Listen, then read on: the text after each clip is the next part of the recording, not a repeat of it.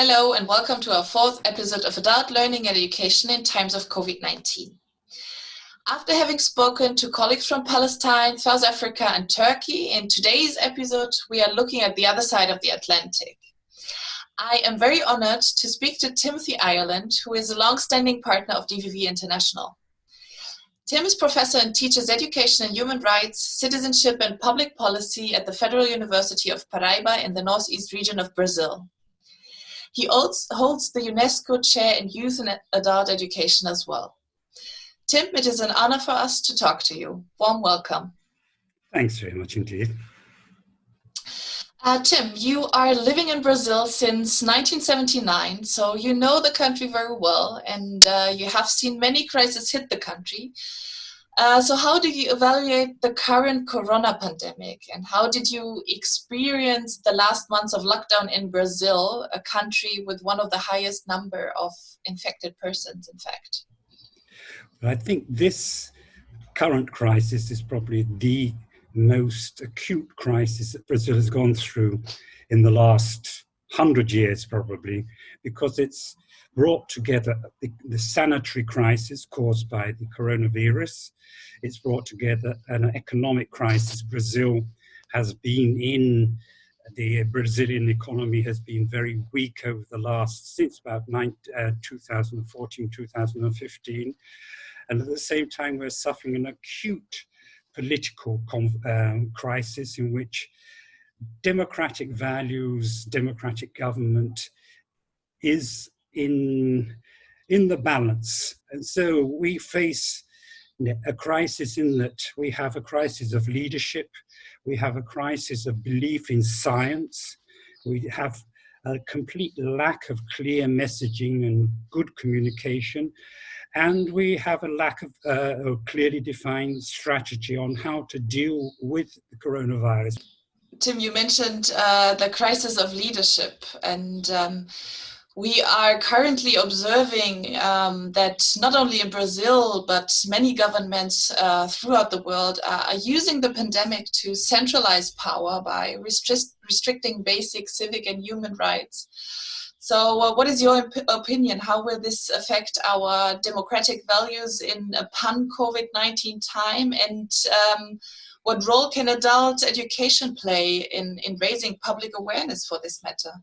There are obviously several academics, politicians, people who are reflecting on the current situation. I think one of the most clear-sighted people at the moment is Yuval Harari, the Israeli academic historian, and he points very clearly to this, the dangers that in moments of crisis, obviously governments have to implement measures which are quite often restrictive of human rights.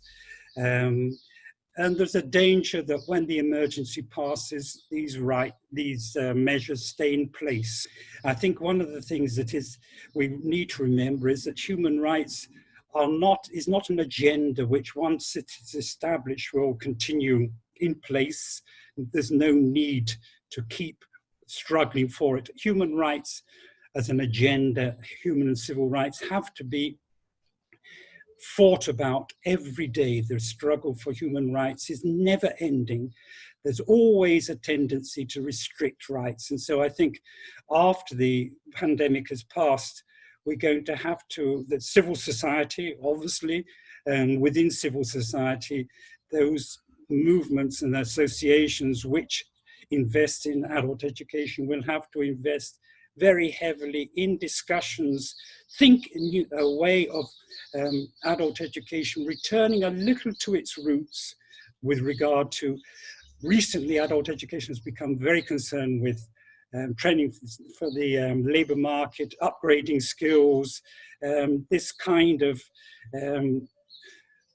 work-orientated courses. And I think now we need to return to adult education, which is much more concerned with human values, with the need for rights, the need for people to participate in decisions.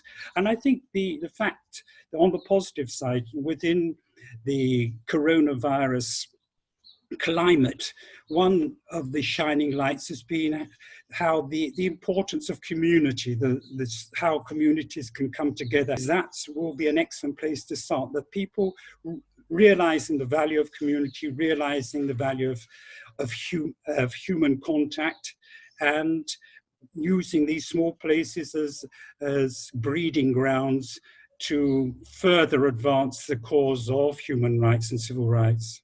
Talking about the values of community, the crisis restricts the lives of all of us. However, marginalized groups are particularly affected by the crisis. You have been involved in educational programs for prisoners for many years. How do you evaluate the situation for prison inmates in Brazil right now? Well, I think if we consider ourselves limited because of the coronavirus crisis, you can't imagine or begin to imagine what it is like for somebody who's been deprived of their liberty. First of all, I'm talking very much from a Latin American perspective, and although I think what I'm going to say has resonance with prison systems over the world, most prison systems in Brazil and in Latin America are extremely overcrowded. There's a lack of sanitary conditions and a lack of basic hygiene, poor alimentation, lack of medical attention, and a lack of information. And so the starting point is the worst possible starting point. With coronavirus, what's happened is that nearly all external activities or activities which were conducted by people coming from outside the system have been suspended. So a majority of prisoners are locked down in spaces where the possibility of social distancing, or what I call physical distancing, is absolutely impossible. When you're sent to prison, you lose your right of freedom, but you don't lose your right to health, your right to living, your right to education, etc. And so I think this right to have proper medical attention is absolutely essential for everyone. We can't talk about a selective view of health. Some people deserve to die and others don't deserve to die.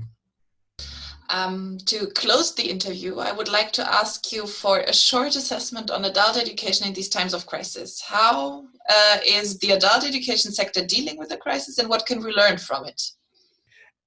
What has happened at the moment, at least in most of Latin America, is adult education activities have been suspended. As adult education is always the poor cousin, doesn't have resources, whereas some school systems and universities have been able to use technology to substitute the face-to-face classes. Adult education on the whole is just stopped. There hasn't been any activity because the great majority of people go to adult education classes, don't have access to internet, they don't have access to computers, etc. They don't have access to technologies which would make it possible for them to continue studying. So I think we need to go back to one side, looking at really what are the important contents of adult education, also what is the best way of delivering adult education.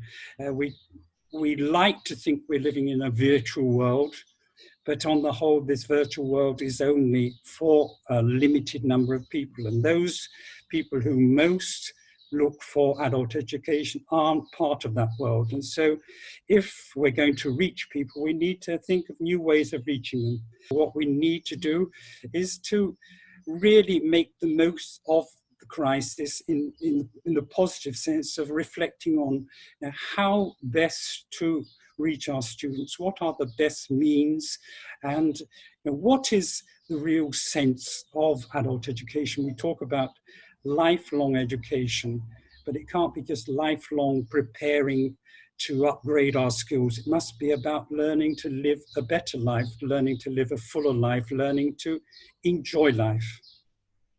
Tim, thank you so much for your analysis of the current situation and your vision of adult education. It has been a pleasure talking to you. Many thanks. Thank you also. Take care and goodbye. Thank you. Goodbye.